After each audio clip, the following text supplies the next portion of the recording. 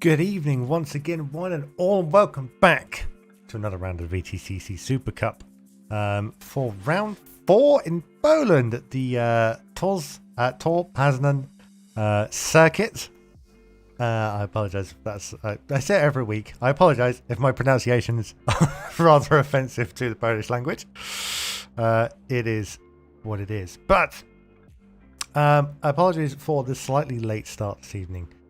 As there has been some feverish workings out going on in the background as we are down on some competitors. It being the middle of race season now, most people are away at weekends actually racing. And we'll get into a little bit later as to who is actually here and not here. But we will go through what the points are doing at the moment. So after 3 rounds, Ben Abbott, you can see, with a clear lead over his nearest rival. 170 points leading the championship for Abbott Motorsport. And I believe he's actually one of the people as well that are missing from this weekend, as he's racing his MX-5 for real. I'm not sure which circuit that is, but good luck to him, I'm sure, in the real world. That experience, I'm sure, is the only reason he's doing it is to help his VRCC Championship title carry on. But yes, so there he is with 170 points. Second place rival 14 points behind us. The gap opening up from last weekend. Charlie Heath for AJR, one of the most dominant team in the series, AJR Motorsport, on 156 points. But with no Ben Abbott this week, and a few other people missing as well, it all could change by the next round. Tom O'Farrell sits in third in the championship for Holiday Homes Isle Racing, 144 points. Alexander Rose, the team principal for AGR Motorsport, on 100 points there, 70 points behind the leader. Nathan Birch in 5th place in the championship for 939 course, 95 points. Aaron Large for 11's Racing on 81 points. Daniel Abbott, brother to Ben, in 7th place in the championship, who I believe is missing as well. I believe they're both missing. I can't see him in the lobby, so I believe he's missing as well. On 79 points for Abbott Motorsport. Roy Grassi, the Scotsman, in 8th place for another AJR Motorsport driver, and 77 points. Joshua Brown for 888 Esports on 76 points. And Arnoud Streeter for TWP Racing on 76 points, rounding out the top 10. As you can see, we're now run 4 on the 4th of July. We have a break until the next one. So 2 weeks' time will be the next round at Snetterton 300 on the 18th of July, and then the round in America, the Laguna circuit, on the 25th. Of course, in the corner there, a little bit more on what the schedule is for tonight. 20 minutes qualifying, which they're in at the moment, and then 3 races. Race 1 being the starting grid for race 1 being decided by the qualifying session. Race 2 continues from the end position or finishing positions of race 1. Then race 3 is an 8th place grid swap, which may be the majority of the actual grid with who we have left at the moment. We also have our streamers with their perspectives of their racing, if you wish to go and check out their individual races. So Alexander Rhodes for Twitch AGR Motorsport running his race. Trev Hummer, I believe, is actually unfortunately missing as well from this session. But he does have a Twitch regardless. Spartan Golf 6 _YT. Aaron Large is with us, I believe he is, on Discover VR on Twitch as well. And then we have our AM streamers as well. The AM stream a little bit different this evening, as Chris Buxton unfortunately cannot make the session, so that is being handled by, fortunately he's not actually on there, but that is being handled by Mr. Adam Bent, who was one of the drivers taking over the stream for this evening, or covering for the stream this evening. So that is the rundown. The biggest, I think, change being there's been a few. I believe there's been rumblings of track limits in the discussions with everyone, but no, I think everyone very happy with the actual quality of racing we had last weekend, so that's good. We shall transfer over to the qualifying session, and we should try and work out who is here and who is not here.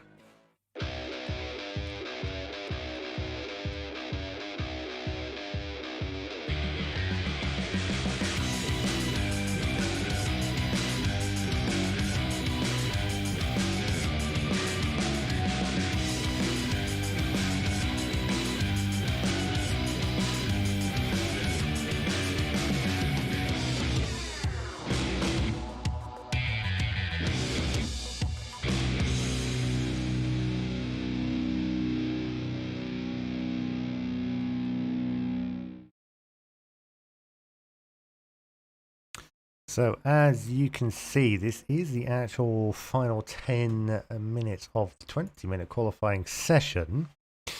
At the moment, with provisional pole position, sees Charlie Heath in car number 31, but currently on a quick lap. So they're still swapping positions. There's a few different little changes happening around the grid. Things see very, very tight times for everyone. Alexander Rhodes currently provisional front row on the grid as well. Aaron Large, who for the majority of the session, beg your pardon. There we go, you can hear it now. Aaron Large for the majority of the session without a time, has actually put in a time, who is currently just off the track at the moment, I think just about to reset the car.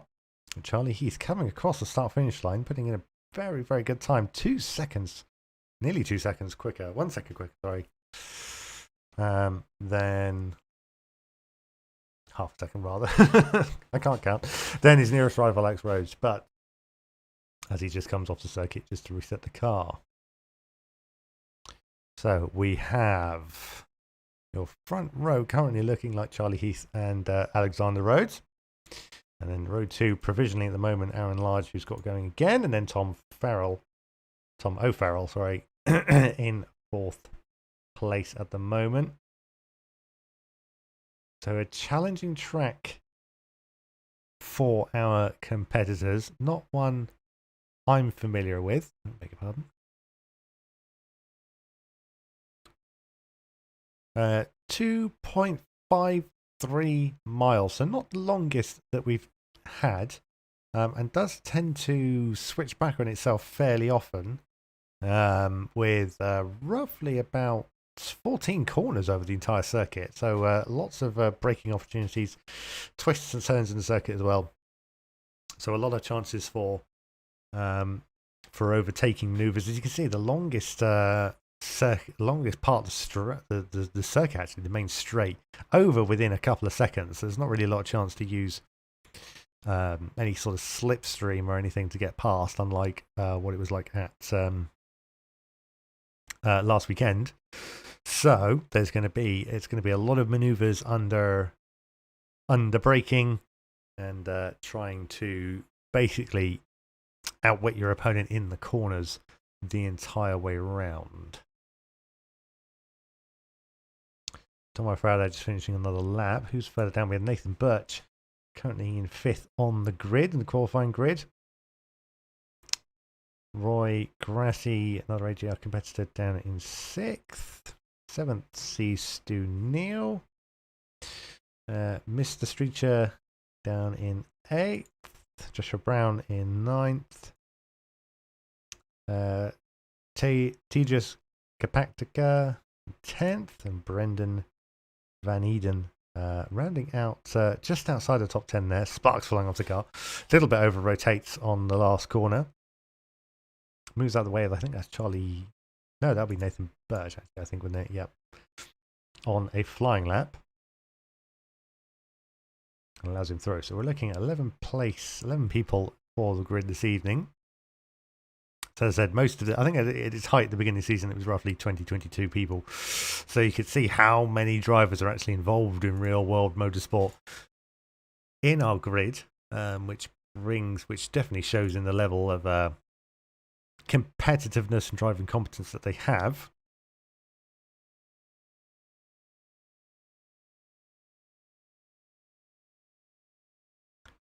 But of course, when the season comes around, they're all a little bit busy. But nonetheless, the people we have, I'm sure, will put on a great show for the racing. Just under 5 minutes qualifying remaining. Nathan Birch, I think, wasn't quite on his quickest lap. Charlie Heath is out on circuit, so it looks like an AJR front row lockout. And then the 11s Motorsport, Aaron Large, breaking up that. It's a very, very much team dominance from AJR from the beginning of the season, trying to chase down the nearest championship competitor.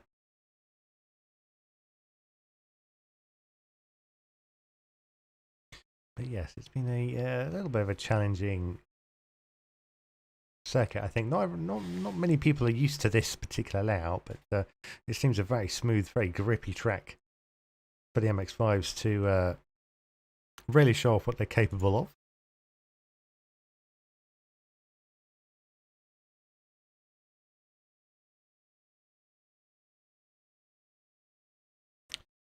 Who is out on a good run at the moment. So seeing slightly slower times through the entire grid. Charlie Heath, I think, just come across the start finish line again.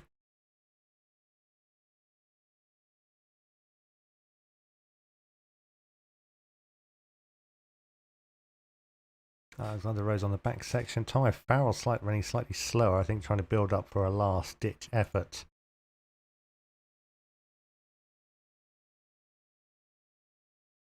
To try and bring himself up a couple of grid positions. I have a feeling it's going to be because Charlie Heath was one of the front runners, I think, for the last round. So it may be that if he can get away, then he's certainly going to, I think, try and dominate this championship round. So yeah, Charlie Heath, AJR Motorsport, a race win in race 3 at Croft. And then a third place in race 2 and a second place in race 1. So definitely has the pace to chase down Ben Abbott. And this is going to be arguably the best opportunity he has to close down that gap on Ben Abbott's winning streak. So I think it's just going to be a chance of controlling the race from the off, really. Potentially could be difficult in the reverse grid. He has the nearly 8th places to get through, depending on his results, but we shall see. That's still all to play out. And Alexander Rhodes currently lining up next to him on the front row. It's under 2 minutes qualifying remaining. Not a lot of change really throughout the grid. Charlie Heath, unless someone has something in their back pocket, I think he's going to be relatively unchallenged for pole. Alexander Rhodes doing his best to try and lock out. I think that's going to be in their best interest as a team to have Alexander next to him on the front row. Nathan Birch doing his best to try and challenge that though. Aaron Large is on a good first sector. So improving on his time a little bit, but a slower second by the looks of it. So that's not going to be what he wants. He will, I think, get another, if he can get across the start-finish line again, he can put in for another lap. But not seeing anyone on a particular flyer at the moment. So Aaron Large's position unchanged. We've got Nathan Birch. He's in the pits. He's called it a day on his time. Finishing with a 1:44.17. Roy Grassi is in the pits as well. Slight wider line from Aaron Large, I think, on that run through the first corner, but could be a flyer. We're not too sure. Let's have a look. It was nearly 2 minutes. I'm not sure what, a little bit of a glitch in the system there. Top speed for the runners, 117 miles an hour. They're able to get up to a decent amount of speed. I think at Croft it was only 111. We've got most people going in the pits now. Aaron Large, good first sector. It's got the first sectors a bit quicker. Charlie Heath actually, I think, going even quicker, putting in a purple sector on the very last lap. He's going to have a chance on.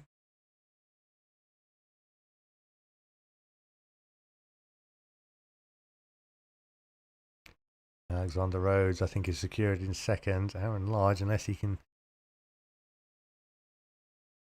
really pull anything up the bag. Where is he on the circuit? He's just coming up to turns 12 and 13. Nearing the end of the lap now. Can he upset the two front runners? I can't see his second sector. It looks a little bit slower than what he's done before. It's not showing us on screen. Comes across the line to finish the qualifying and stays where he is. Charlie Heath just finishing behind him, slower middle sector, but will remain unchanged. Doesn't improve on his time, but doesn't need to, as he has taken pole position. It comes to show the camera as well, delivery on the car. Just coming to say hello. So that will be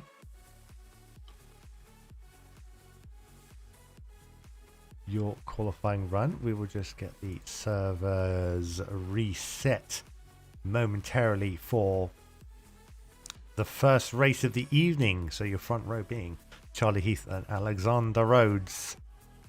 So yes, don't go anywhere. We'll be back for race one very, very shortly.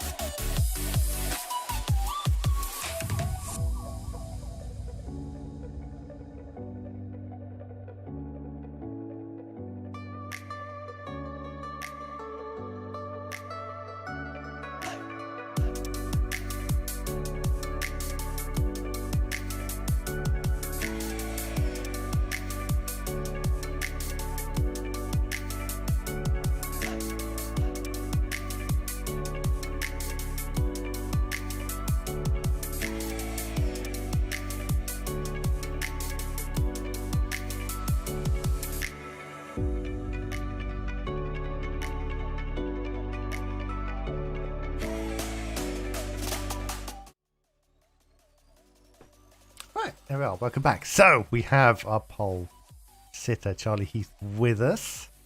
So how was that for you then? Yeah, pretty good. Managed to put a PB in and sat on pole. My teammate next to me, so yeah, good quality. No, it's a pretty ideal situation for you to be in, really, isn't it? With Alexander possibly being rear gunner a little bit. Yeah, hopefully.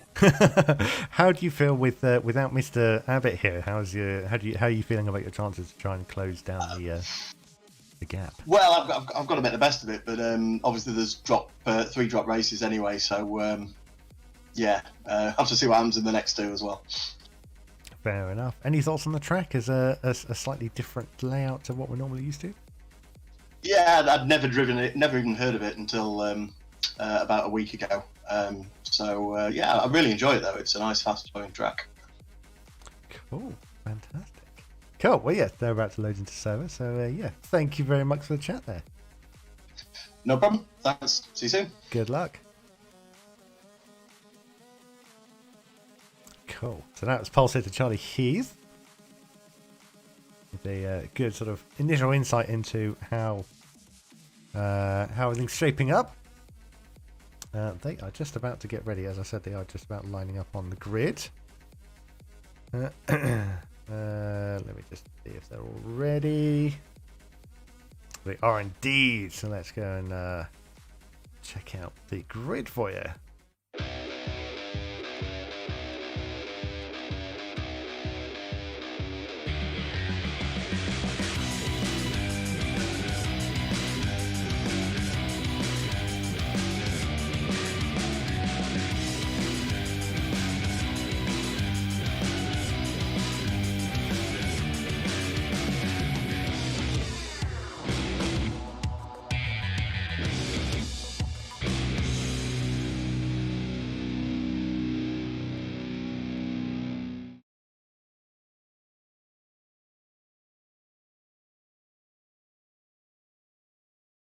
So, welcome to race 1 of tonight's MX-5 Supercup round at Poznan.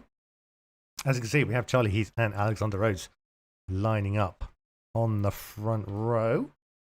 Let's see if it'll let me run through them. So we have there we are, Charlie Heath and Alexander. Then we have Aaron Large and Nathan Birch, Tom O'Farrell, Roy Grassi, Arnoud Streecher, Stu Neal, Brendan Van Eden, Joshua Brown, and at the back is TJ Skabactica.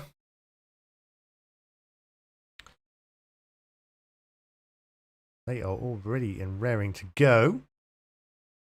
As we said, Charlie Heath needs to make up as much time and as much points as he can. So this is certainly going to help with if he can get some good results this evening.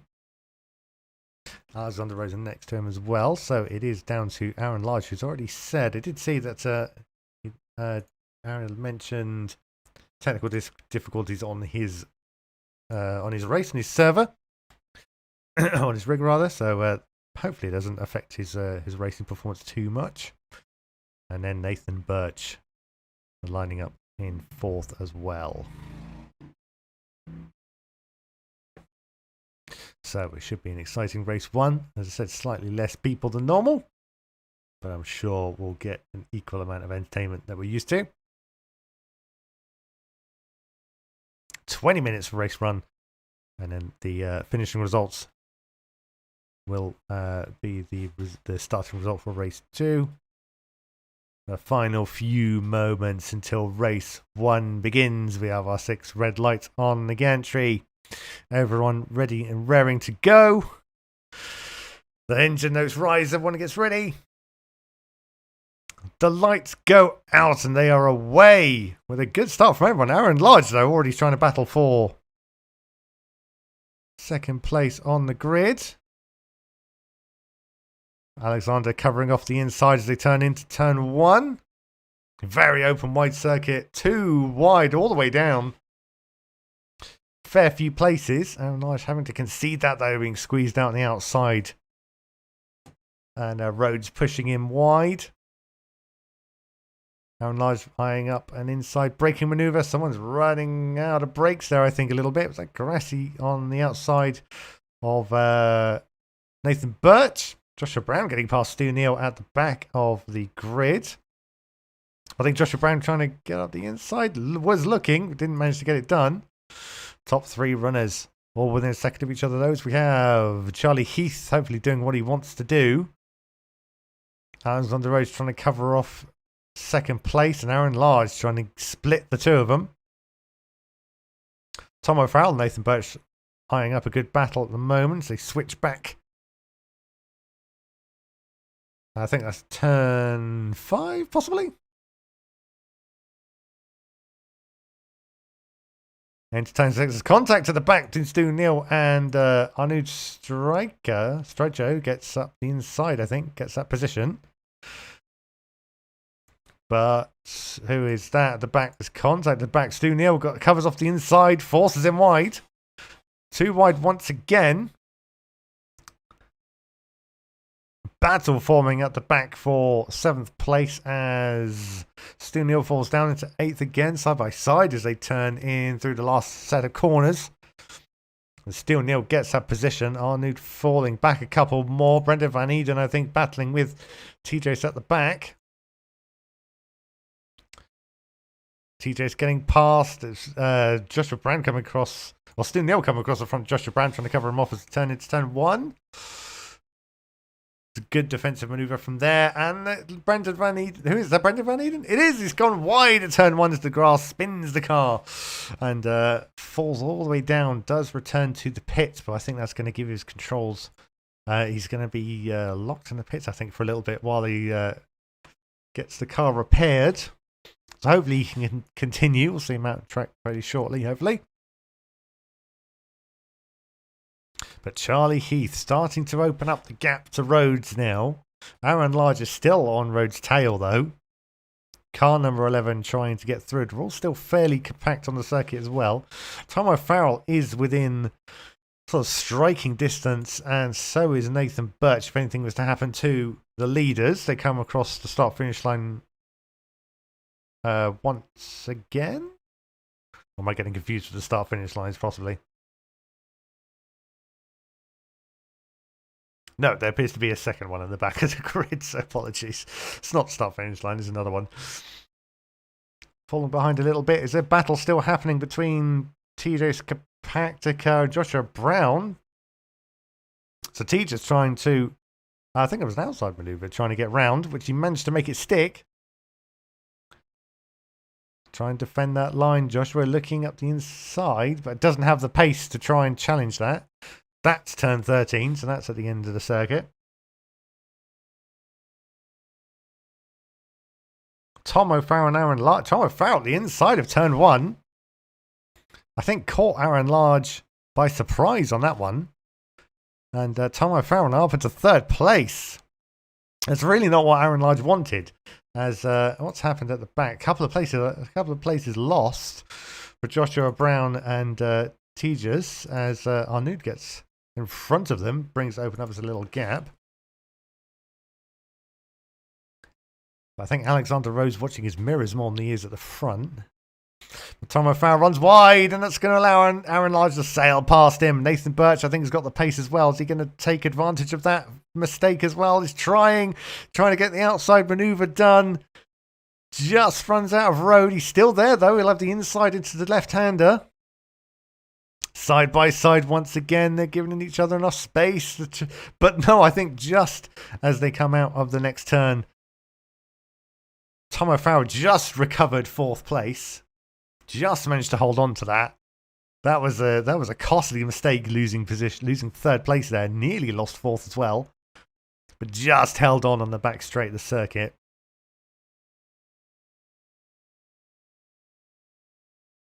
That has opened up the gap between Rhodes and Large. Charlie Heath, unchallenged, now opens up a 1.5 second lead over his teammate Rhodes. Aaron Large definitely didn't, I don't think, wanted that distraction at all. As he's trying to chase down Rhodes and get, I mean, he's in the top 3, which is a very, very good position to be in. especially with the extremely high quality of the grid. But he wants a ever competitive, wants another position.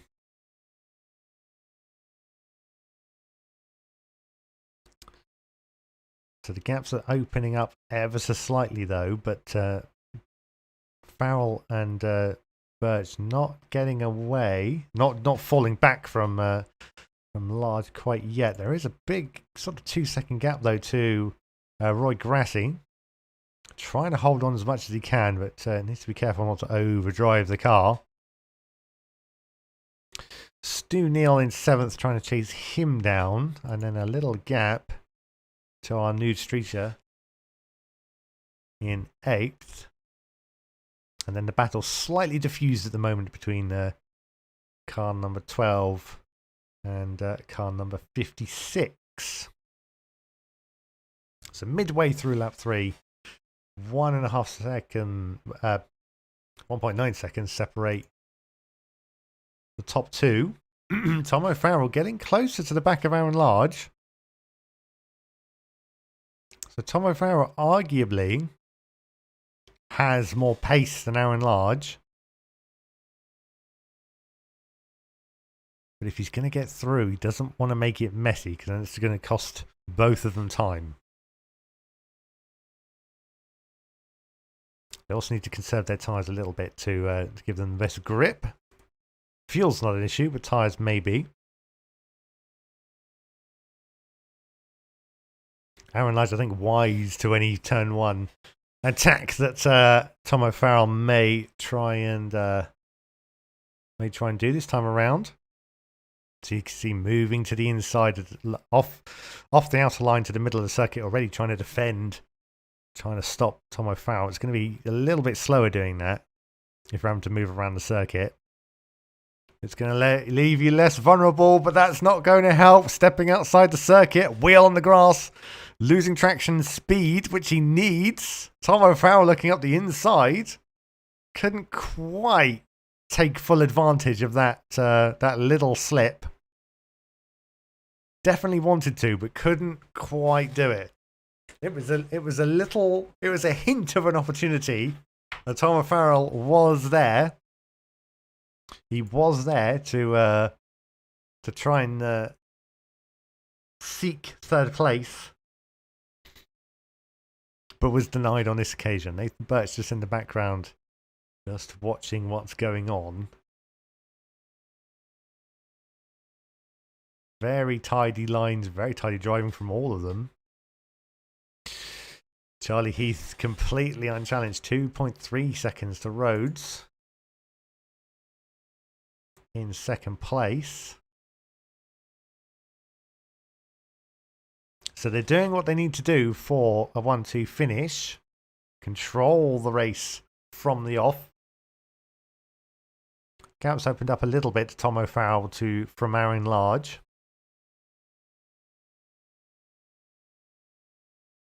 Down into the braking zone, turn 1 once again. See how much of a slide on the mid-corner from Tom. Slightly looser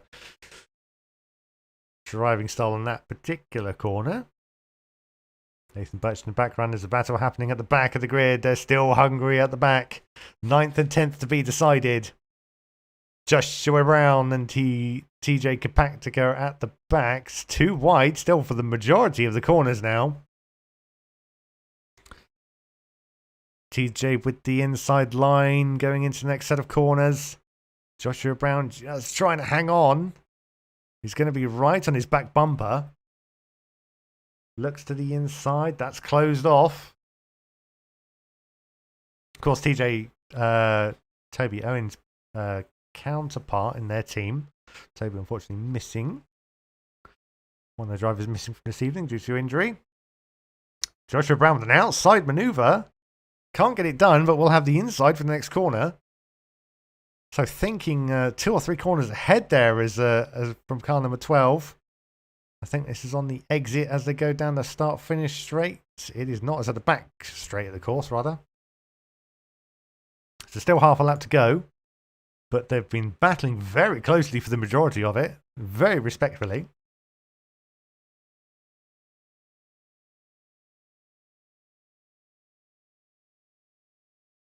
on the exit turn 13.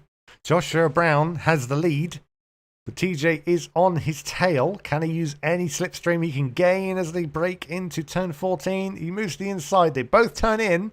There's contact between the two. Joshua Brown turning across the cut. Very well held from both of them. Very well held. I couldn't quite see from the camera angle, and I think Joshua Brown's going to have the inside. Gets back up to pace a lot quicker. Cuts across the front very forcefully there to keep TJ behind him. Did not want to let him through. So I'm not sure whether TJ had track position on that one. I think generally the rule is you have to be halfway along the side. He is now. He's halfway along now. He's very much got that position now, but he's going to be on the outside the next corner. So this is the thing with this course. It swaps left and right so many times that it's going to be very difficult to hold on to any line. And they're not quick enough to really sweep past anyone. Joshua Brown both running on the grass, trying to get as much speed as they can. As I think on the exit of turn 5 into braking for turn 6, which they are indeed. And then another set of left-right corners before they get any straight to respite. Gap starting to open up a little bit now. So Joshua Brown starting to maybe relax slightly before they turn into turn 9. All this battling, as much as entertaining as it is, they have fallen back from the actual main the main grid. The half spin on each counterpart probably didn't help. Personal best laps coming in from a few of the runners now. Charlie Heath, personal best first sector.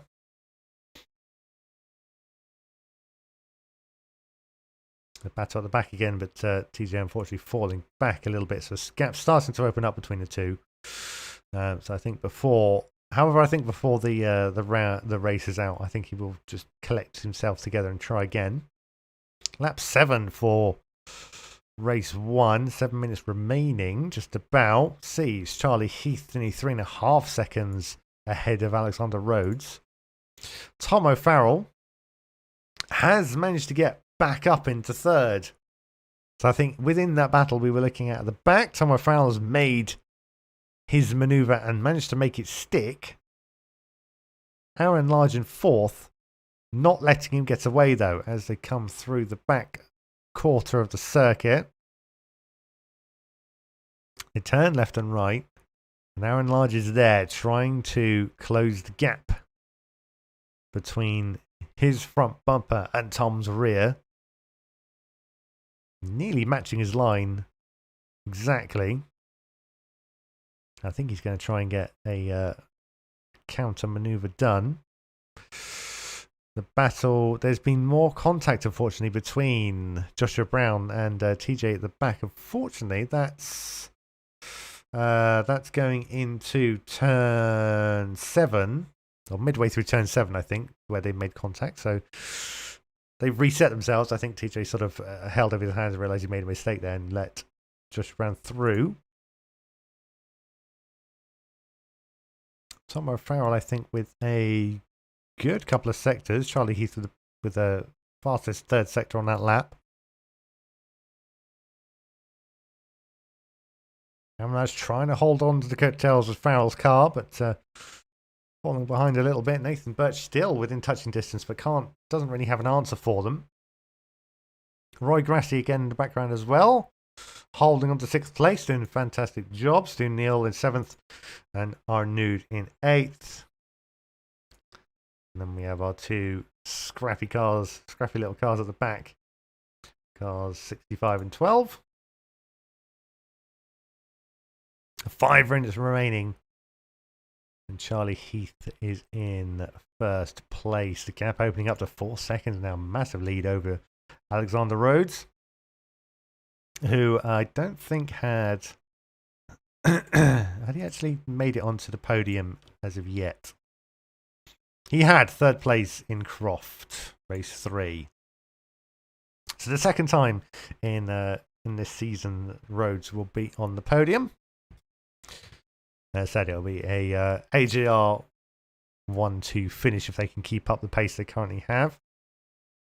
Tom O'Farrell, although after getting past Aaron Large, I think that's roughly 2 seconds separate Farrell and Rhodes. So we'll see if that gap starts to come down. It's starting to open up to Large.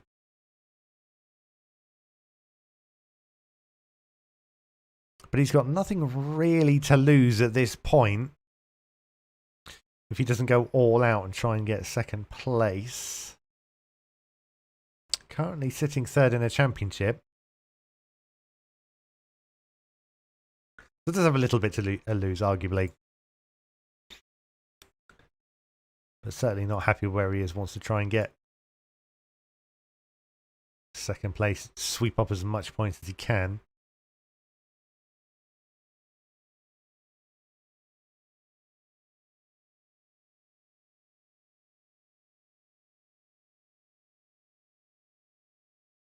Where are they now on the circuit? There, just coming through. Just coming through turn 6 into turn 7.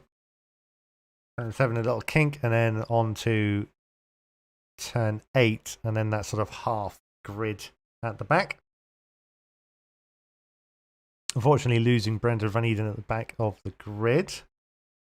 Decided to call it quits. So the gap coming down a little bit.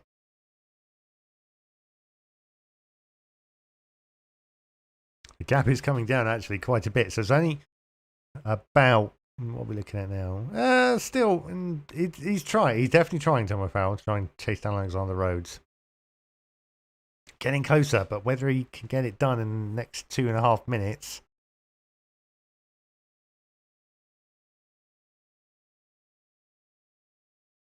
So that's going to be, beg your pardon, 3 laps remaining, I think, with this one that we're on.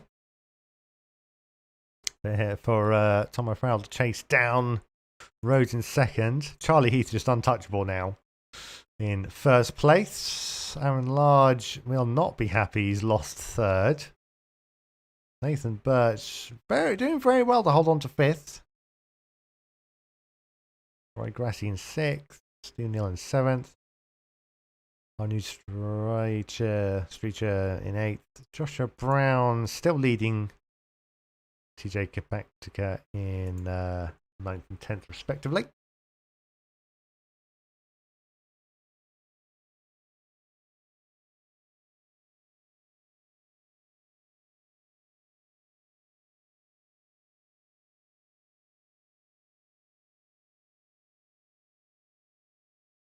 Nope, beg your pardon.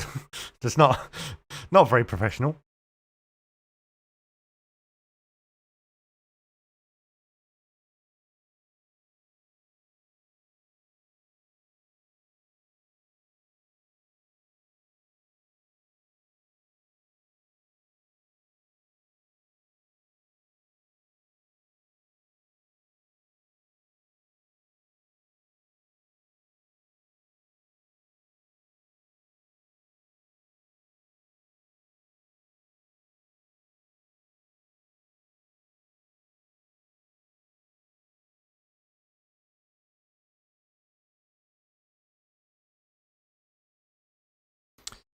$33 remaining on the clock for race 1. This will be the last lap of the race. Charlie Heath all the way 5 seconds ahead of Rhodes in second. Tom O'Farrell nearly on the back of Rhodes' car.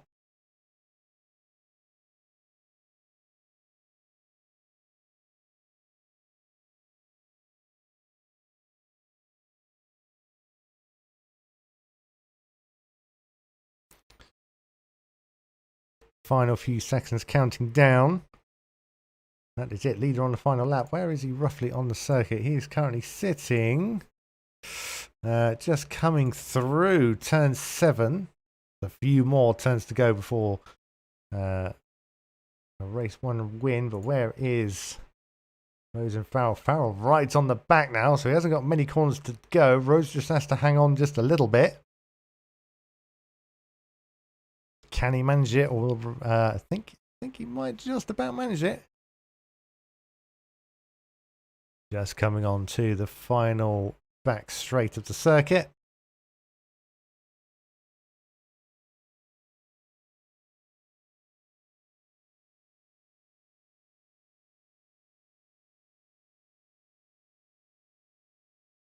Final corner for Charlie Heath, and it comes across the line to win race 1 this evening. Rhodes taking second place, just hanging on to Tom O'Farrell, who takes 3rd place. Very well done to all of them.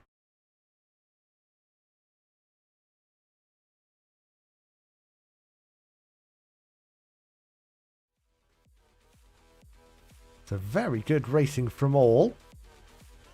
Fantastic from all the right drivers there. Some good little battles throughout the grid. Not quite as many as we used to, but still good quality racing. Just back out of that and get the reservists set for race 2. So race 2 is going to be the starter grid for race 2 will be the finishing positions for race 1. So we will get our 3 in. We already have people joining already. How are you this evening, gentlemen? Charlie Heath, race 1 win. How was that for you?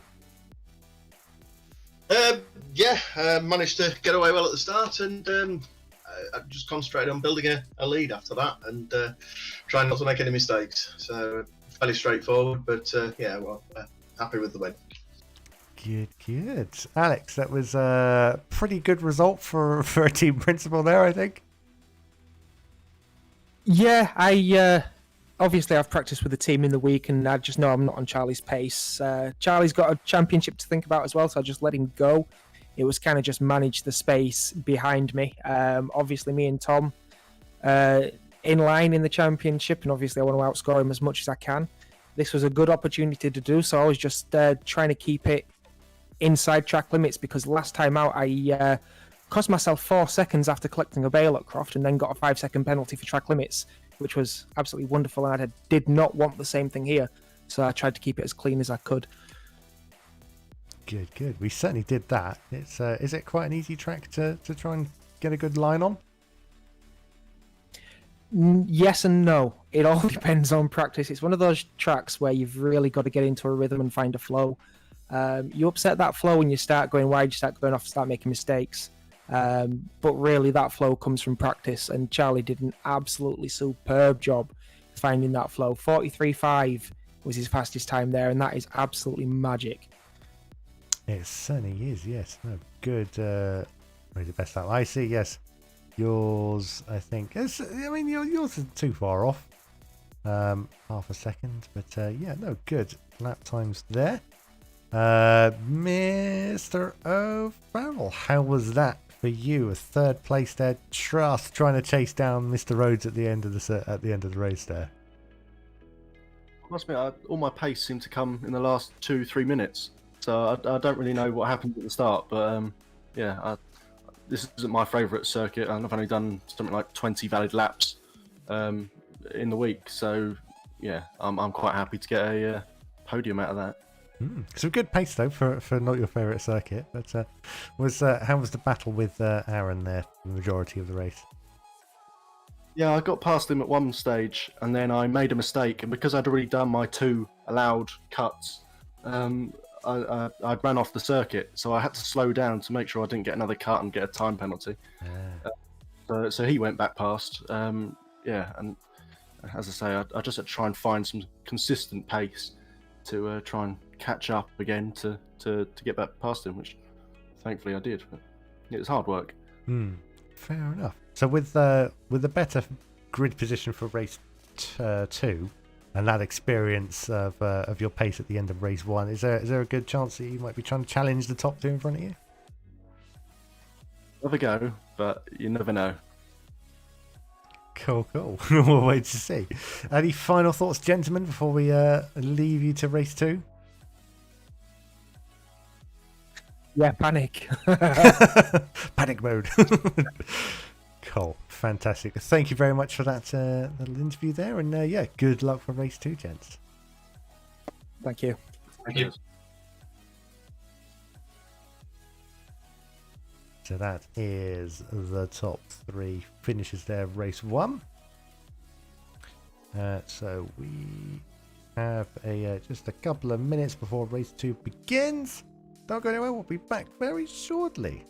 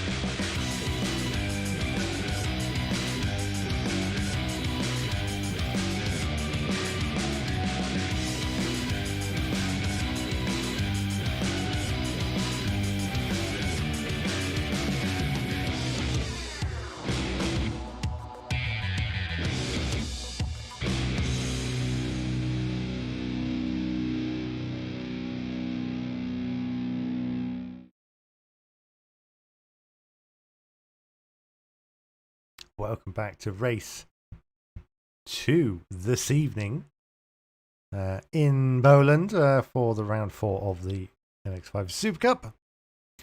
As you can see, we have Charlie Heath retaking pole position for race 2, and then lining up on the front row next to him, Alexander Rhodes. Tom O'Farrell leapfrogs a few positions to start row 2, and then Aaron Lives next to him as well. Nathan Birch, Roy Grassi, Stu Neal, Arnoud Streeter, TJ Skipactigo, Joshua Brown, and Brendan Van Eden rejoining us at the back. Good to see he's returned for this session. So, final few moments before race 2 begins, we have our 6 red lights on the gantry. Engine notes rise, everyone ready to go. The lights go out and they are away. A little bit of a good start Tom O'Farrell, fantastic start. Alexander Rose trying to squeeze him out, but he's trying to challenge for position already. Going into turn 1, Alexander on the inside, but Tom on the outside trying to get position. He knows that he needs to do it as soon as possible if he's trying to try and get any good times in, good position to try and help control the race. Tom O'Farrell holding on the outside of turn 1. He'll have the inside. You can see Charlie, he's trying to block him off as they go under braking. Alexander's going to be pushed wide on this one. Gets into the dirt, muddies up the tyres and has to fall back, loses speed, and Tom O'Farrell takes second place on lap 1 as they come out of a couple of mid-section corners. Turn 5 now into a little mini straight going into turn 6. Tom O'Farrell on the outside, Charlie Heath trying to brake and get an outside manoeuvre done. Can't get it done yet, looking for an opening. Will not have the inside into turn 7. So he's got a next set of corners after turn 8. Very close to the back of Charlie Heath's car. Joshua Brown's got past on his striker down in 8th place. Tom O'Farrell he's looking at the inside, but he's going to be on the outside. He's planning all the way ahead, I think, to turn 12 and 13. Where he'll have good position. Alexander's back up into the fight, though. Runs wide on the exit of 12, loses speed, sliding the car around. Tom O'Farrell on slipstream, so a lot closer position. He knows he has to try and get the best on the first lap to have any chance of trying to hold on to coattails of Charlie Heath. They end lap 1 now. Tom O'Farrell 0.2 of a second behind Charlie Heath. So come across the start-finish line. He's got the slipstream. The car's getting closer. He moves to the outside. A little bit unconventional, but if you can hold on to it, longer way around. Sparks coming off the car as Charlie Heath runs a little bit wide on the inside. There's contact between Alexander Rose and Tom O'Farrell as Alexander contact again as they hit the invisible inside barrier. But no, that's not what they wanted as well. Alexander Rose, I think, running way too fast into turn 1, struck the inside. Tom O'Farrell trying to get the inside line, but the car completely washed out from him. And I think he'll hold up his hands there. He completely messed that up. But it didn't look good. But Tom O'Farrell now down into 7th, hard on the back of Charlie Heath's car, but recovers well.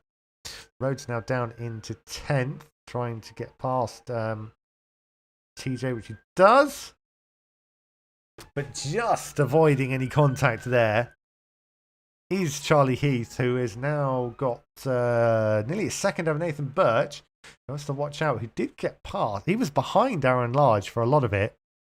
So I missed the fact that Aaron Large managed to get round him. There might have been in the scuffle between Farrell and Rhodes. It's a great shame. That was a fantastic battle that we had for majority of the lap 1 there. All within lap 1, and as it came into lap 2 is when the accident happened. Aaron Large just on the back of Nathan Birch. So Nathan Birch on for a podium position. So is Aaron Large this time around. Charlie Heath now unchallenged is now putting in his best life, putting in a purple 3rd sector. So really trying to open up the gap now to Nathan. Over a second, and I think we'll just see that time rise. Unless Nathan can get the best times in he can, but he's got to look in his mirrors and Aaron Large is closing. Is Aaron Large going to look to the inside maneuver? Doesn't quite do it. Not confident enough to do it on that corner as they're coming through turn 3. I think the best opportunity for overtaking manoeuvres we've seen is the outside of turn 6, because then you've got the inside into turn 7. So as they come up to that now, Nathan Birch making the car as wide as he can, making that little Japanese MX-5 as wide as he can to stop Aaron Large overtaking. Does so brilliantly. And just holds off Aaron Large enough for another lap. 1.5 seconds opened up now to from Charlie Heath and Nathan Birch. Aaron Large falling behind on pace a little bit. Very quick into turn 12.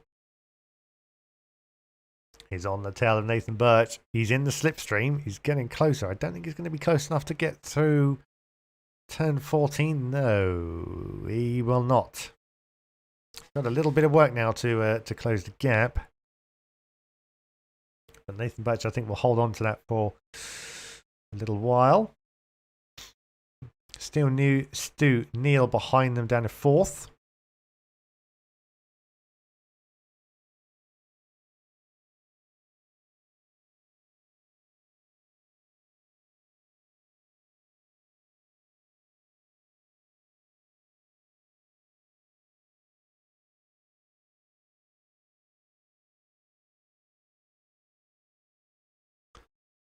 Aaron Large down in 3rd. Roy Grassi, you can see, down in 5th.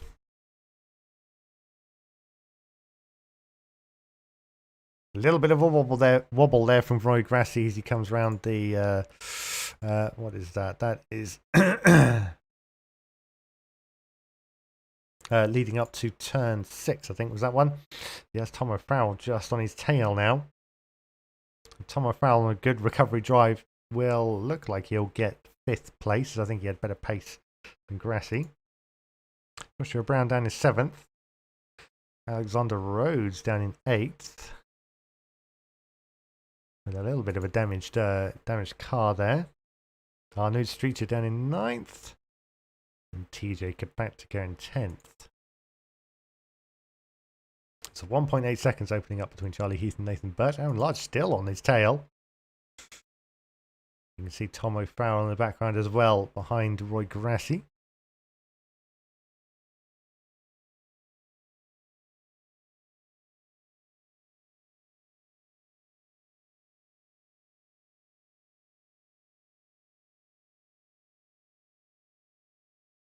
Aaron Large looking to the inside of turn 1, trying to unnerve Nathan Birch. Can't see an opening yet. So Nathan Birch, I think, is going to have to work very hard to keep the Scotsman at bay.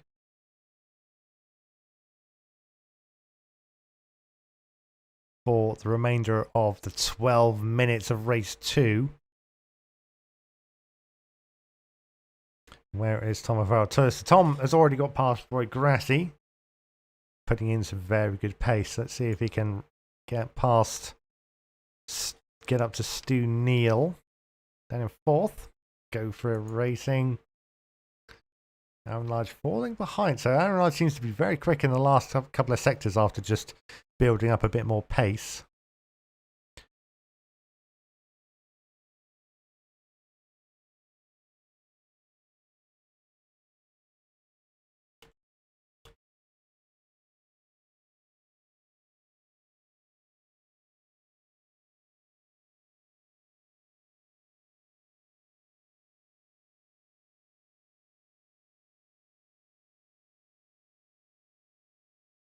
Currently on lap number 4, going down the back straight between turns 13 and 14.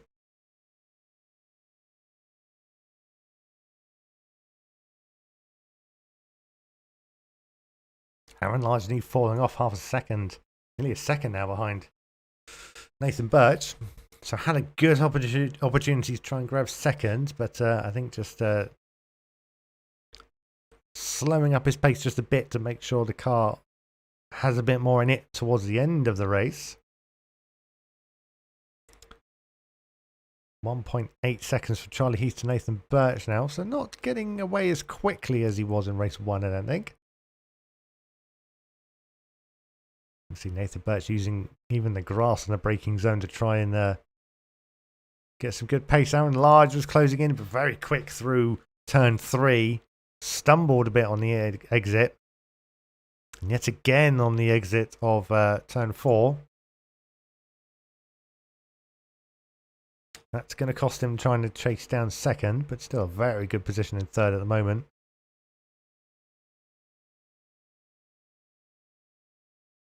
Stu Neil down in 4th. Where's the gap? Tom O'Farrell really closing him down now. So I think we'll see that gap erode a fair bit before the end of the race. Right, Grassi down in 6th, holding on to a good 6th position. same position he was in race 1. Joshua Brown trying to chase him down though, and Alexander Rose down in 8th.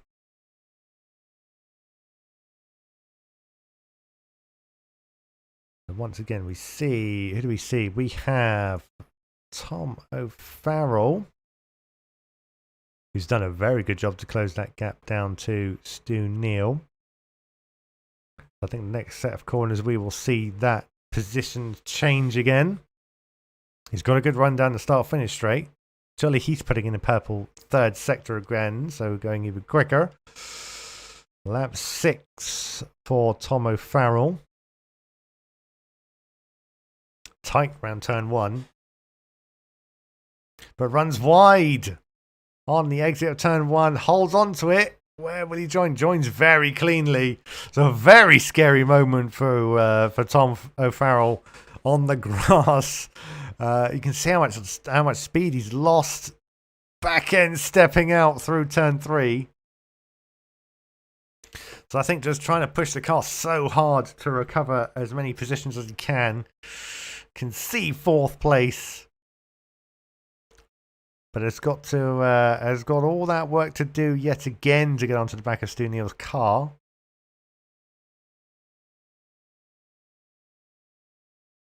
So very well held on the grass there on the exit of turn 1,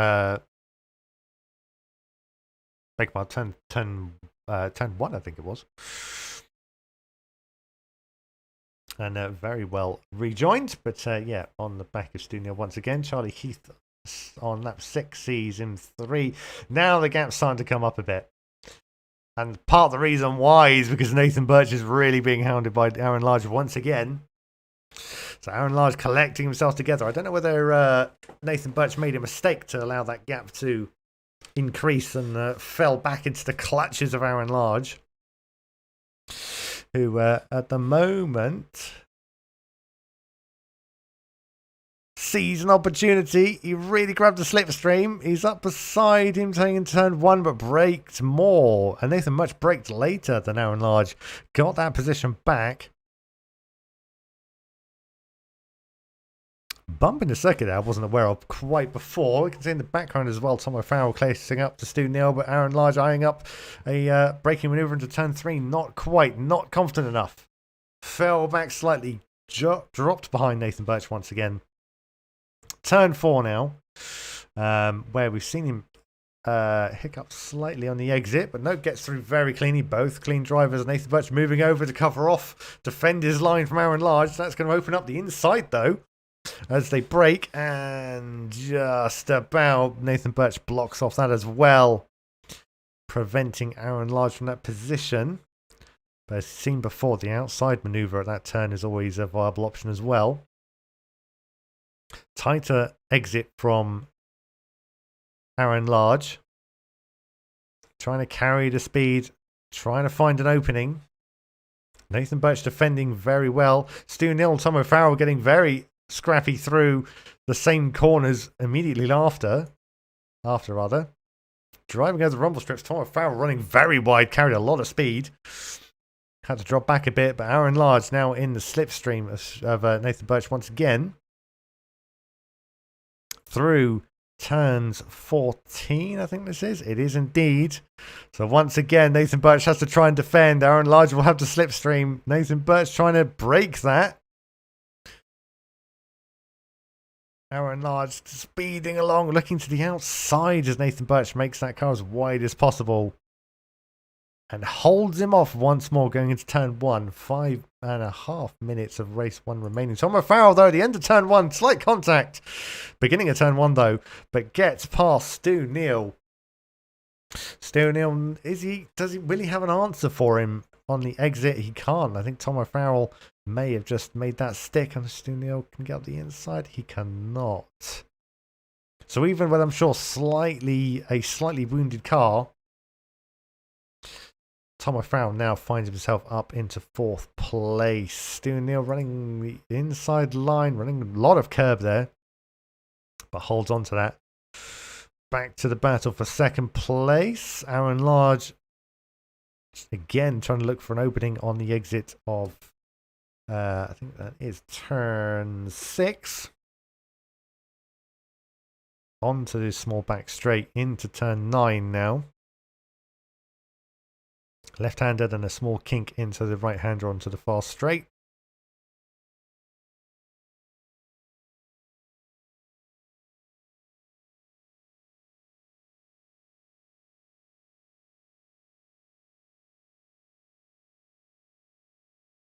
On to the back straight now. On to running on to turns 14.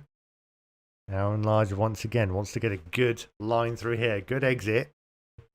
It's going to be his only chance. He's in the slipstream once again. Trying to build up another opportunity. Will he have the speed this time? Has to go on the outside. Is forced to the outside. Breaks a little bit later than Nathan. Side by side once again, but has to go all the way round the outside. He's held onto it by the looks of it. Turn 2, side by side once again. Turn 3, and Aaron Large will have the inside line.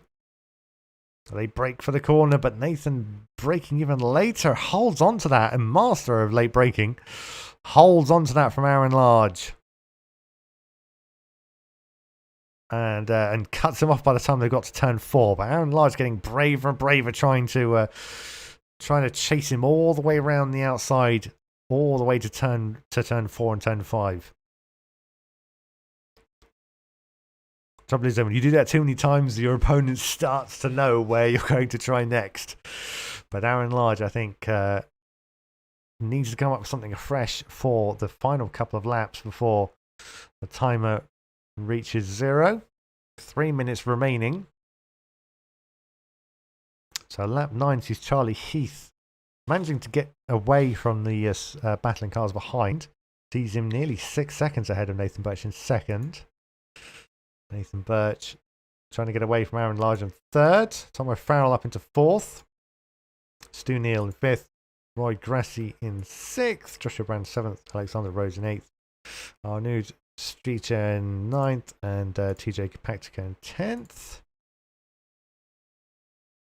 Once again, the repeat performance. Aaron Large looking for a gap in the slipstream. Falls to the outside. Can't get round. Can't get away. Tries to brake as late as possible. Forced the longer way around turn 1. Holds on to it. Nathan Birch giving him space. Aaron Large gets the inside line. He holds onto it. They both break and turn in. And Aaron Large gets the place off Nathan Birch this time around. Slight bump there from Nathan Birch behind.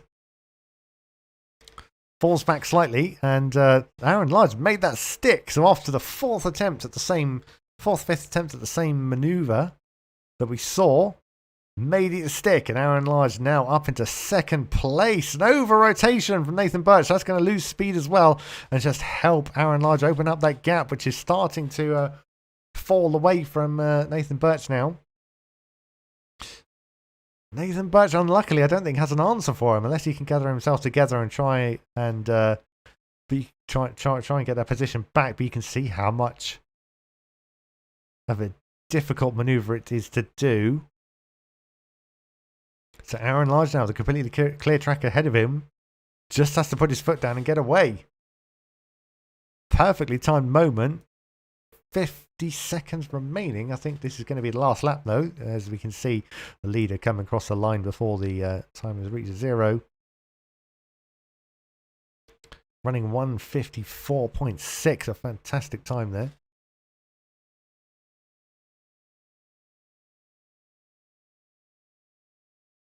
The gap's too big now. Aaron Large going to turn 1 on the last lap. Nathan Birch behind him, falling ever behind. Tried his best, held on for so long, trying to keep Aaron Large behind him, but couldn't do it by the end of So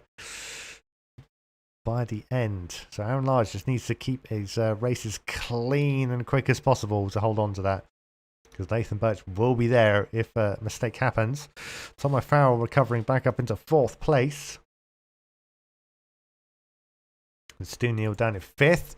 You can see it is official now. The clock reaches 0. The white flag is raised and leader is on the final lap.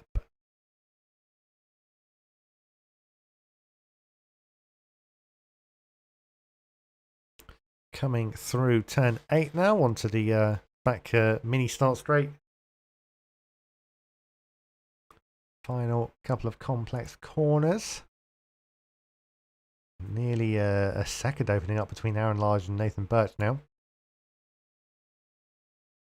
So for the second time around, has not put a foot wrong. The both races have fallen straight into his hands. Controlled it from the off. And Charlie Heath, one final corner to go before a second race win this evening. Well done to him. Charlie Heath wins race 2. You can see Aaron Large will take second place. And Nathan Birch taking third. But I'm sure they'll both be happy with that. But Aaron Large, a fantastic performance at the end there.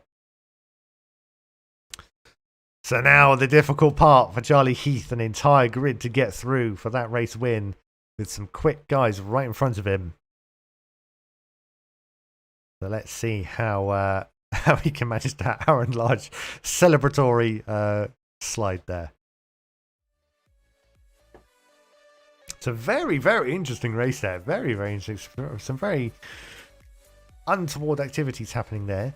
I'm being informed, unfortunately, that you can't hear the cars racing, which is a big shame.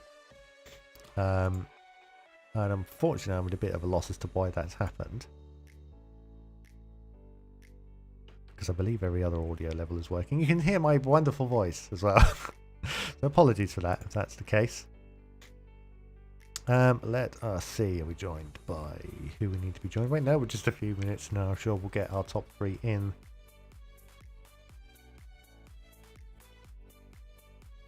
the comms box. But yes, a very interesting little incident between Rhodes and Tom O'Farrell. And I think there's not really much to say about that one. I think, unfortunately, the car just got away from him going into turn 1. But we are joined by Charlie Heath. Hello, sir. Oh. How was that race 2 for you? That one was a bit more exciting at the beginning. To defend pretty hard for the first lap, and then I think Alexander and Tom had a bit of a coming together. I'm not quite sure what happened. I just saw them spinning off in my rearview mirror, which gave me a bit of a gap. And after that, it was just a matter of managing it and trying to bring it home safe. I'm sure it was. Were you surprised to have Tom so close to you at the beginning? I got a bad start, actually, so I knew he was going to be on me, so I had to defend from the first turn, basically. And I know he's quick, and having the toe on the straights means he's going to be on me every corner, and he's always going to have a go. So, it sounds harsh to say, but I wasn't unhappy to see him spinning off in the background. I'm sure you weren't. Any thoughts for race 3? Because now it's going to be the difficult one for you. Yeah, this one, we'll just see how it goes. I mean, it's probably more fun. From a championship point of view, it's not so great, but it's just more fun having to actually race people rather than sort of driving away at the front. So, we'll see how we go. Fantastic. So, yes, we've been joined by Nathan Birch. How is that, sir? That was a good fun race, that. It was hard work, but unfortunately I couldn't quite keep second towards the end there, but trying to drive within my means, so happy with the podium. No, fantastic. Yeah, you've second for the majority and then just pipped at the end by Aaron. Was it hard defending? Was it? How did you find it? Yeah, it was really difficult. Sort of a few laps towards the end, every time on the start-finish straight, Aaron would be either to the left or the right of me. And just that final time, he just managed to stay alongside me around turn 1 and gave him the inside to the heavy braking point. But it was good fun. He didn't make contact with me once while he was on my rear bumper, so can't complain. Good. No, fantastic result for you there. Aaron, how was that? It's interesting. I've got a bit of frame rate issues with my VR headset or the server. I don't know which one's which, but it's making me feel a bit queasy. So you had to do all of that that performance while feeling a bit sick. Yeah, that's sort of why I was stuck on the back of Nathan for a while. It looked like he was rubber banding. You might be able to see it back in my stream later, but I didn't want to try and get too close, so I really couldn't judge the gap. So it's only when I sort of thought, okay, I've got a bit of space on the side, I'll go for it. Because staying on the bumper was a bit tense, to say the least. Fair enough. But very brave to get that maneuver done, because I think you watched you try it a couple of times to try and get round, and then finally made it stick. But I'm sure very difficult with the added pressure of not wanting to send him into oblivion as well. Oh, absolutely. So. Cool. Okay. Fair enough. Well, yeah. Good luck for race 3. Thank you, gents, for joining me, and we'll see how it goes. Good luck. Yes. Look, guys, thank you. Yes, good luck.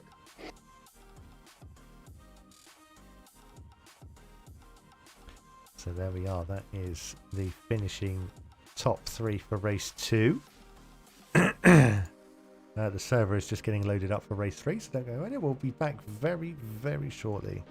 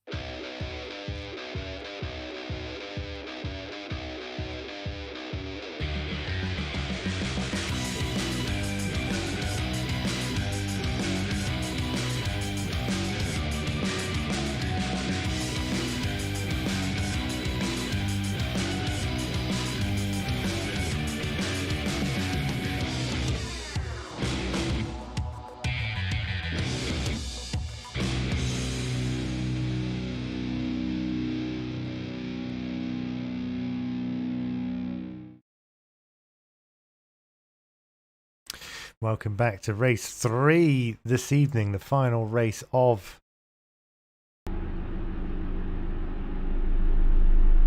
the round this evening. We have our reverse grid down to 8th place. So that leaves us with Joshua Brown and Roy Grassi on row 1, Stu Neal and Tom O'Farrell on row 2, Nathan Birch and Aaron Large on row 3, Charlie Heath and Arnoud Streeter on row 4, TJ Skabaktikar and Alexander Rhodes down on row 5. Brendan Van Eden, I think, has not joined us for this one, so I think maybe having technical issues on his end, unfortunately. So hopefully all's well with that.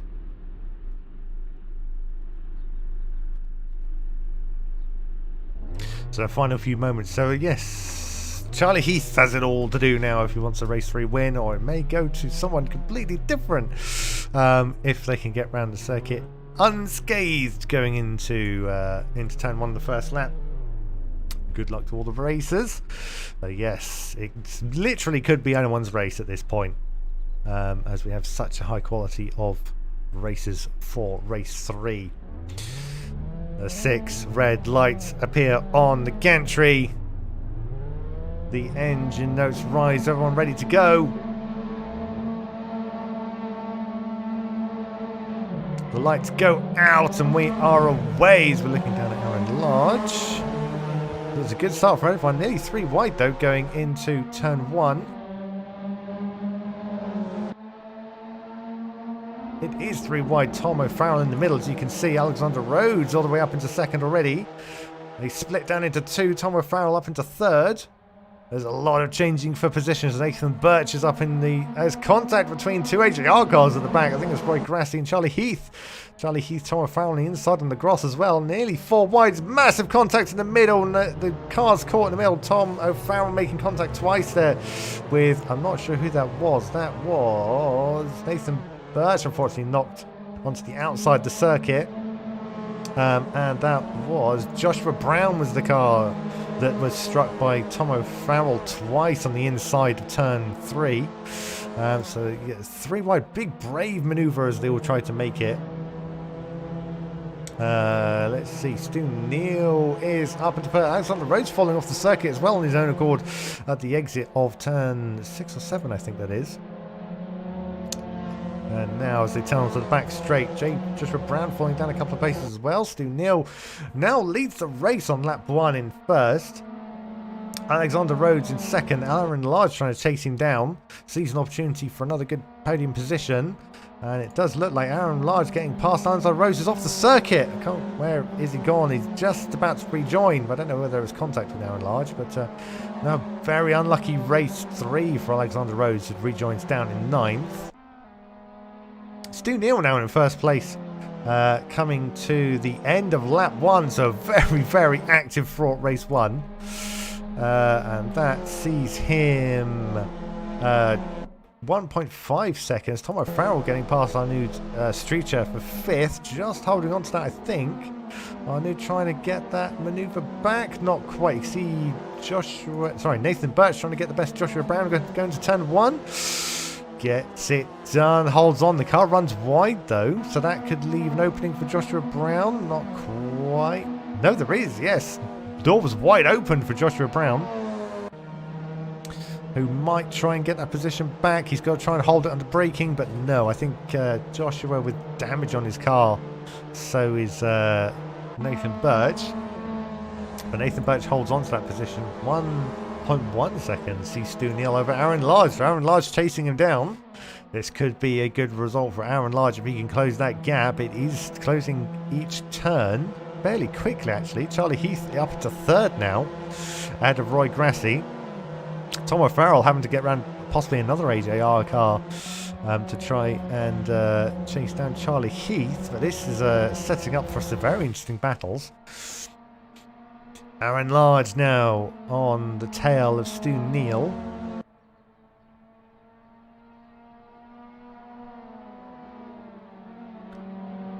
Massive slides, the back end of the car escaping him slightly on the exit of turn 13. That's going to allow Aaron to really close the gap. Tom O'Farrell trying to get past Roy Grassi. Roy Grassi running him wide. That's very wide. He's running him onto the edge. There's contact between the two. Tom O'Farrell just trying to get round. Has the inside line going to turn 14.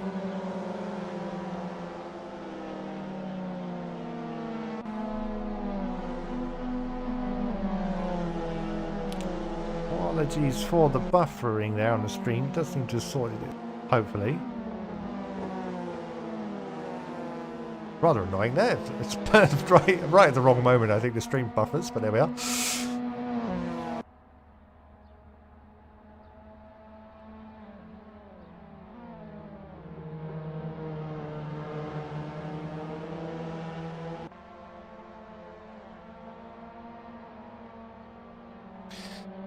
Lap 2 of the race already. 15 minutes remaining. 1 quarter gone. Stu Neal currently in first, but that gap's eroded all the way down to 0.3 now as Aaron Large chases him down. Runs wide on the midsection of turn 7.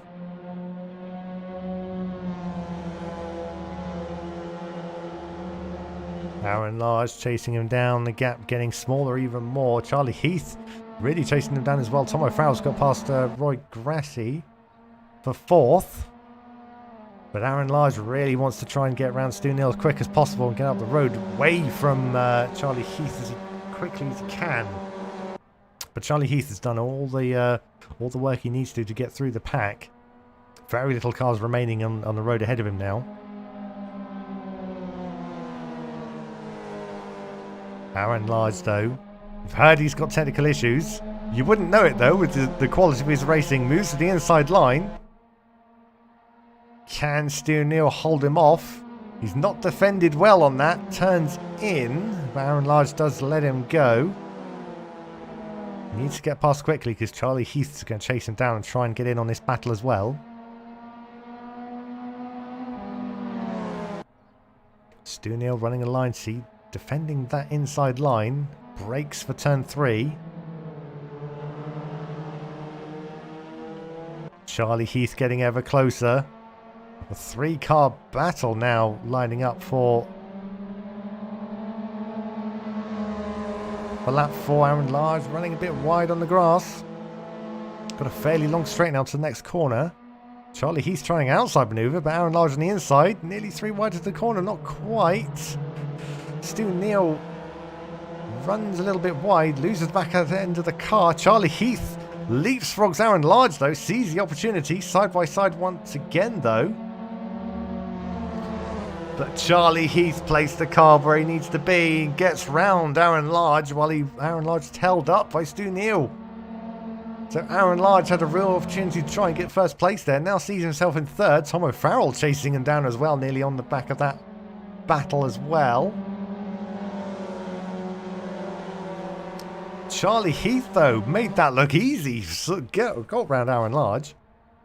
And now is on the back of Stu Neal. Tom O'Farrell's on the back of Aaron Large's car as well. And by the time they get to turn 14, Tom O'Farrell has the inside line. Hasn't made it stick quite yet, but by the time I think has got the pace, and by the time they get to turn 1, he will have that. Charlie Heath is in the slipstream of Stu Neal. Biding his time, going through turn 1.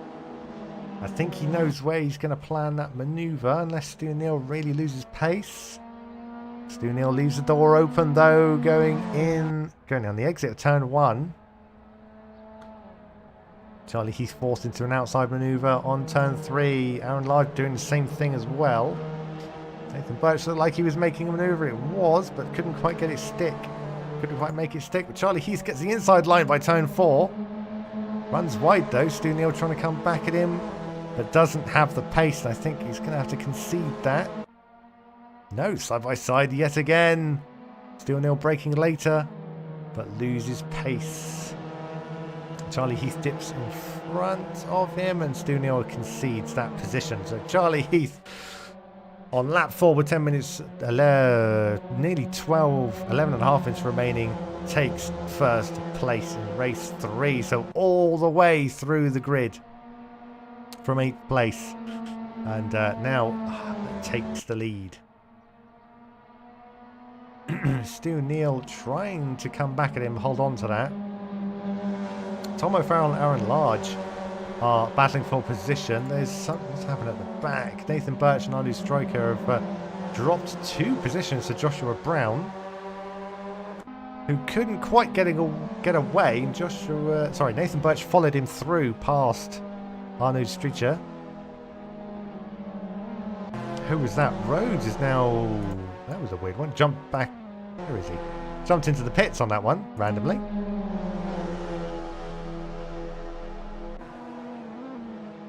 So Rhodes is exiting the pits, although I swear he was behind them. sees him in front of this battle for 6th place. Joshua Brown trying an outside manoeuvre on Nathan Birch. Alexander trying to I think he's trying to stay out of the way as much as possible. Does indeed as the cars get around him. Arnoud gets the inside line. Joshua Brown gets that position. Nathan Birch though sees a massive inside line to take. The door was wide open. He gets that position back. So Joshua Brown now down to 7th. Nathan Birch up into 6th.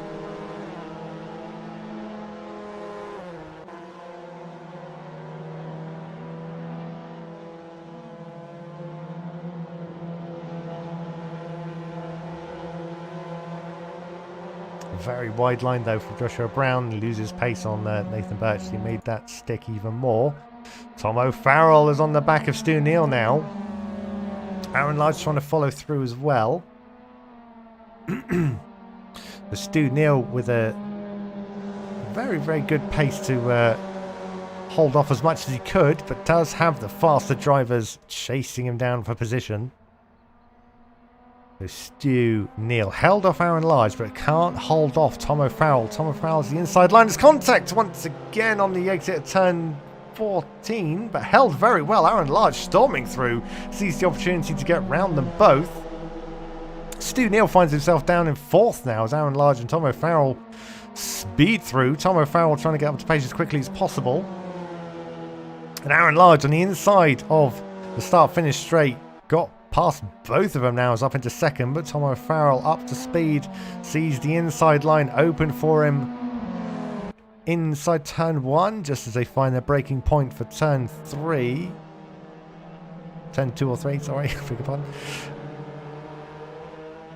Tom O'Farrell forced wide, and Aaron Large holds on to that line. And by the time they get to the midsection of the circuit, has that position back. So Aaron Large doing what he couldn't do to Stu Neal and gets round both of them at the same time due to that contact. So handed that position, but runs wide again. That's going to allow Stu Neal and Tom O'Farrell to gain pace. Stu on the inside lines. Contact between Stu and Tom O'Farrell. Stu Neal spins off into the inner circuit. So Stu Neal trying to overcorrect from that spin. Couldn't hold on to it and ends up down into 7th. Unless he's got major damage in his car. Hopefully he's going to rejoin. Car's running very slowly on the infield though. Alexander Rhodes is on circuit. Down in 10th. Stu Neal does get going again after collecting his thoughts. But now the battle for 2nd. Charlie Heath once again on lap 6, all the way up in 1st place, 5 seconds ahead of his nearest competitor. Aaron Large trying to hold off the very aggressive Tom O'Farrell now. Tom O'Farrell out of the slipstream as the inside line. Can he get it done into turn 1? Brakes later than the blue and white car and gets that position sewn up by the time they reach the end of turn 1. Does Aaron have an answer for him? Can he retaliate? They both brake for turn 3. Aaron Large arguably quicker through that corner. Looks to try and find the inside line, but no. Tom O'Farrell blocks that off, covers that off, defends his line, and forces Aaron Large to try and find a different route around. Aaron Large braking a lot later there. Can't get the mover done. So Charlie Heath now up into 2nd. Charlie Heath in 1st. Tom O'Farrell in 2nd. Aaron Large in 3rd.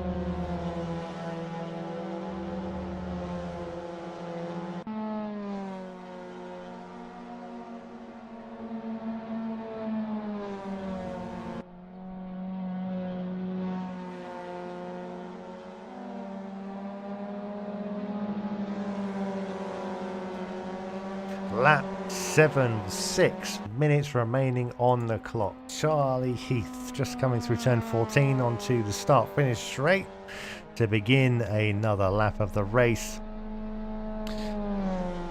Very challenging at the beginning of the race with the contact around him. Avoided all of it and sees himself in first once again for a potentially a clean sweep of the round. I don't think anyone has actually managed to do that as of yet.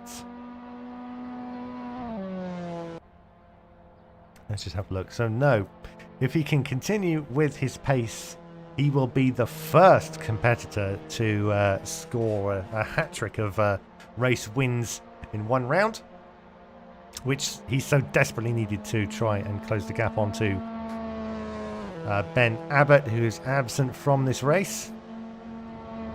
A fair amount of them actually absent, as we have potentially a maximum of 26 drivers. And 10 with us this evening. Both Abbott brothers, Alex Jamieson, Alex Richardson, Trev Hummer, Glenn Reynolds, Scott Thorne, all absent unfortunately, but due to real world activities. Tom O'Farrell running wide, you can see in the distance there, and that's handed position back to Darren Large. In second, so Tom O'Farrell, I think, of his own accord. I think he was pushed in that one. I think he's just unfortunately just overdriven the car slightly. And through that midsection of turns between, I think, 6 and 7, ran wide, and that's allowed Aaron Large through. Alexander Rhodes off the circuit again. It gets going. Not a great race for him. Fantastic performance in race 1, but a very unlucky race 2 and 3. However, a good result for AJR with Charlie Heath up front. Aaron Larch holding on to second now. Just needs to try and ward off Tom O'Farrell now, who will not be happy to see the blue and white car in front of him once again.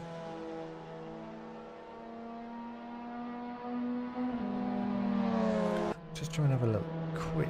No, we won't. We'll keep on to this battle as Tom O'Farrell looked at the outside manoeuvre. Couldn't find it.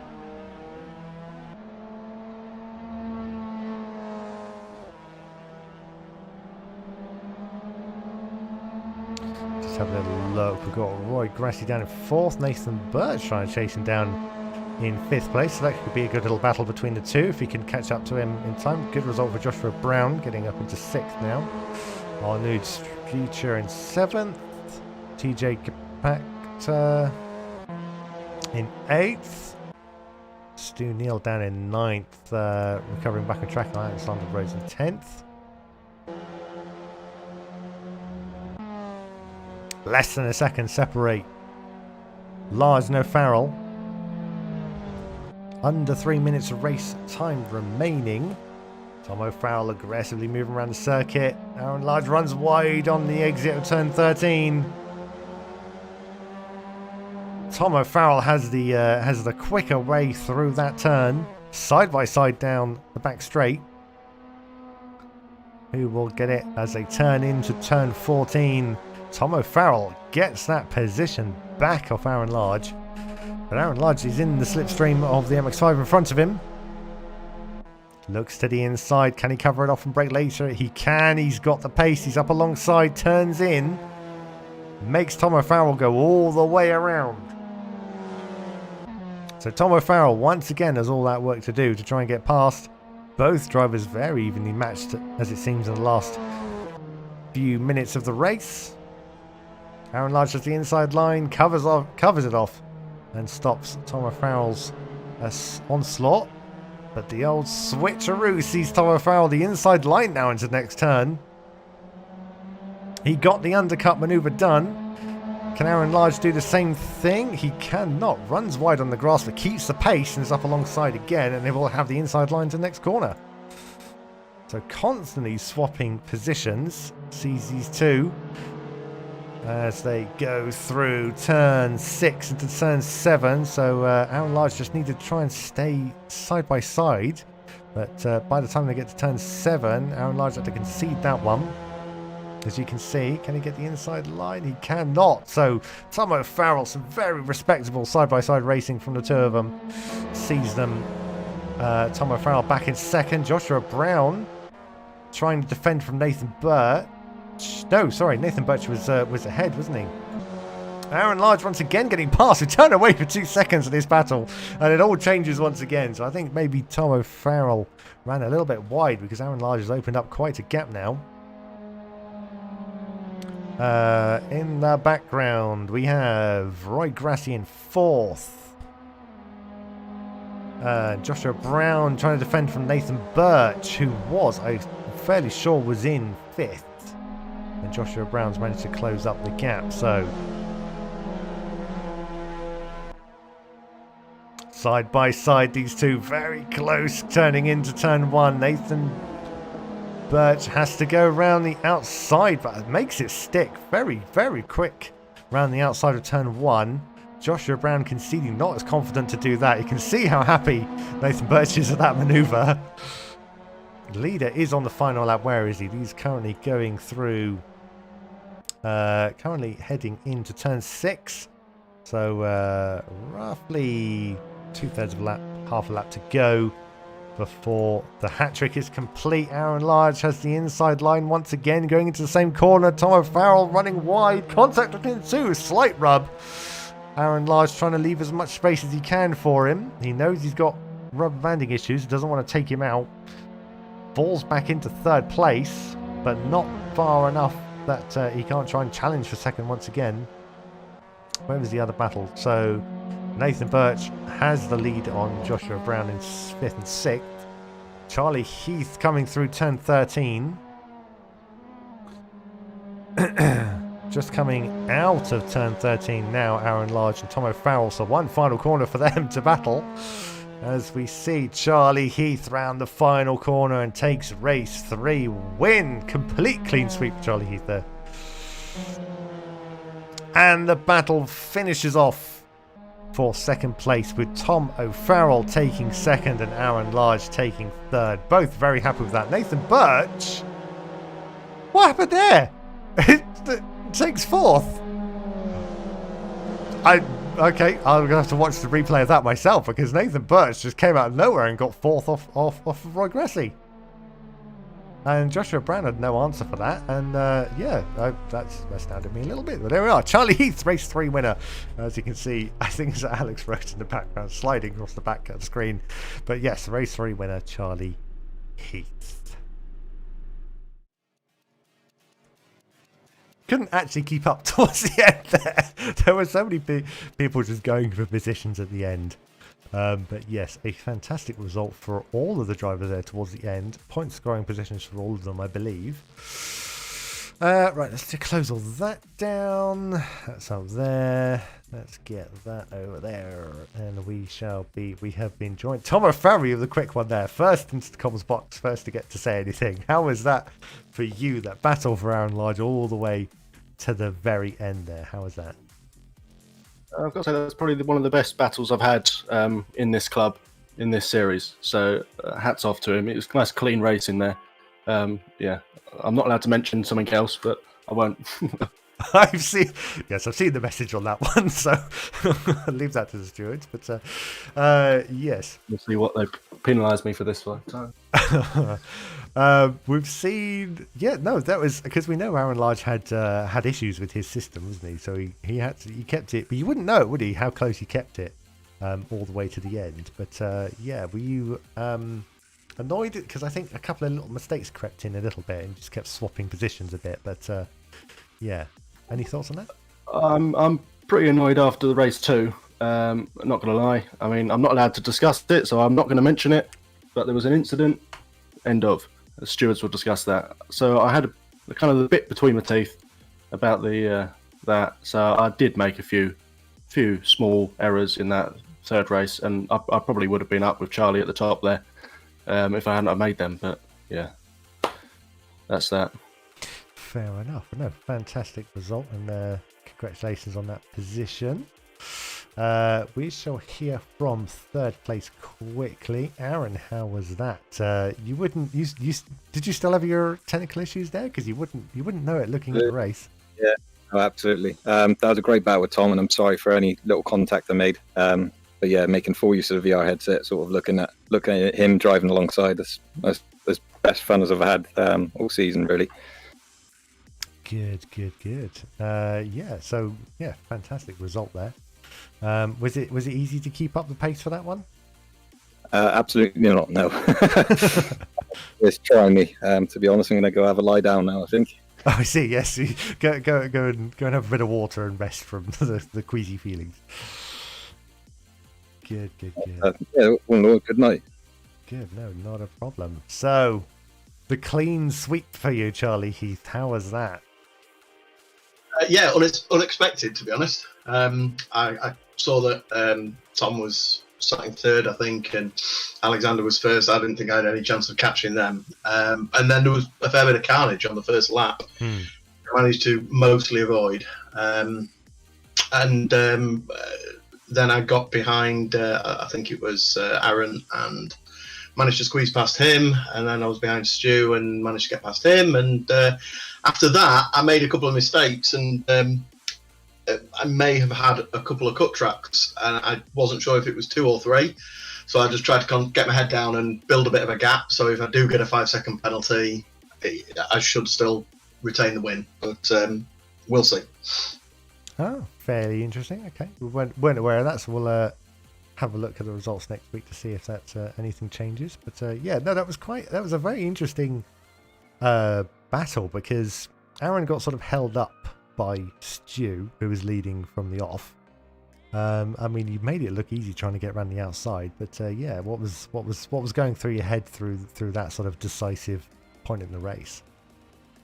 I saw an opportunity, as you say. I think Aaron got held up, and I saw there was an opportunity to get alongside. And at that point in sim racing, I just try and avoid contact as much as I can, and just hope for the best in terms of getting ahead. And fortunately, I was lucky that I went around the outside of I call it a hairpin, but it's not really a hairpin. That put me on the inside for the next left-hander. So yeah, I just managed to squeeze through.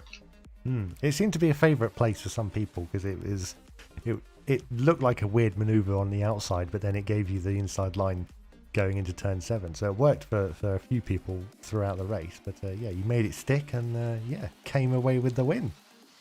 All 3 wins, hopefully, if you keep them. And yeah, I think you're the first person to get the clean sweep as well on a race weekend. So yeah, congratulations. Thank you very much. Yeah, no worries. Congratulations. Thank you for joining me, chaps. And yeah, have a good evening. We'll see you next week, hopefully. Yeah, thanks, and congrats to everyone else. Thanks, guys. Thanks for great. No worries.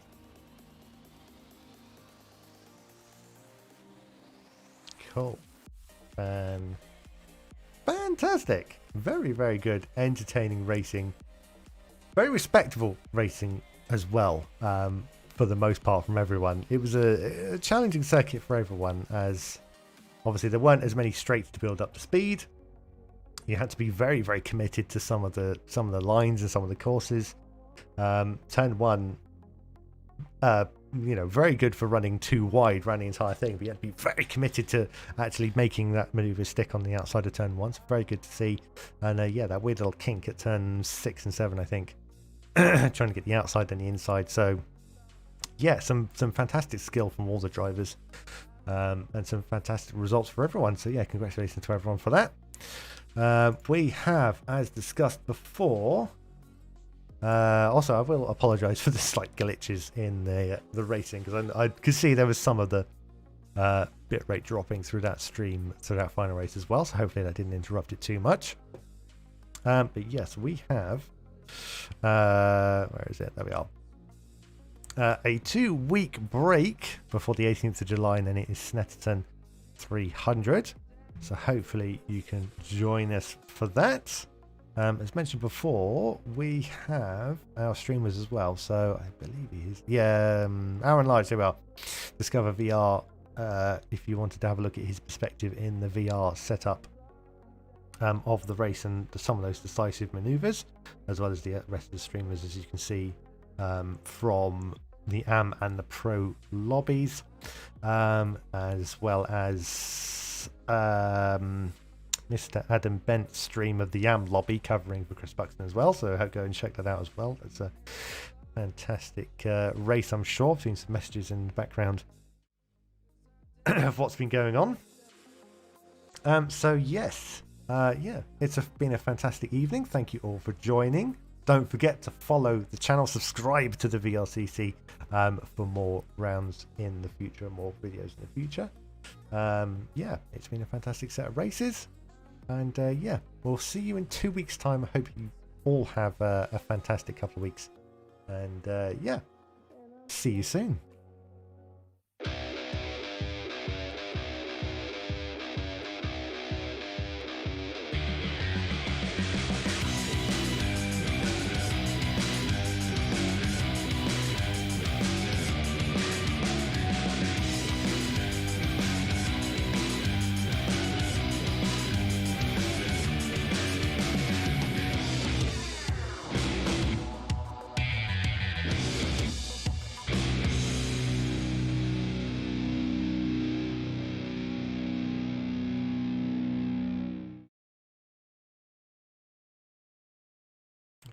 Damn it.